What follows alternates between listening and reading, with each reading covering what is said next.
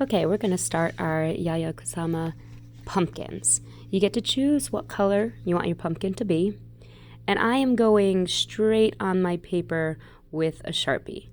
I started with my center segment, and then each additional segment is a little slightly smaller and thinner and a little higher on the bumps. And I chose to make mine a little bit of a wonky pumpkin on purpose because Yayoi Kusama's pumpkins were not perfectly round. But if you do not feel comfortable drawing a pumpkin, I have pumpkins that you can trace.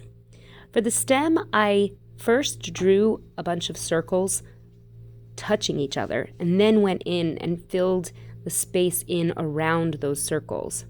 That gives me the opposite, like the background is black and the circles are the purple.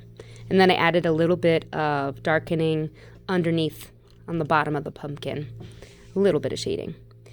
So now I'm going to start my dots for the main part of the pumpkin, my polka dots. If you notice the center line that I'm doing in each segment, I start out small and then gradually my circles get a little bigger as I get towards the center of the line. This kind of gives the pumpkin more of the illusion that it's a little more rounded, a little bit more 3D. If all the dots are the same size, that is fine too, but this just is a little bit different effect. Now I'm going to go back into each of these segments and add small dots to fill in the spaces. Now obviously this is sped up, this looks really fast. It was not very fast. And my hand did start to hurt a couple times. I had to shake out my hand for a minute and then continue on. But you want your dots to be in some sort of pattern. Yours don't have to be exactly like mine, but you want to take your time.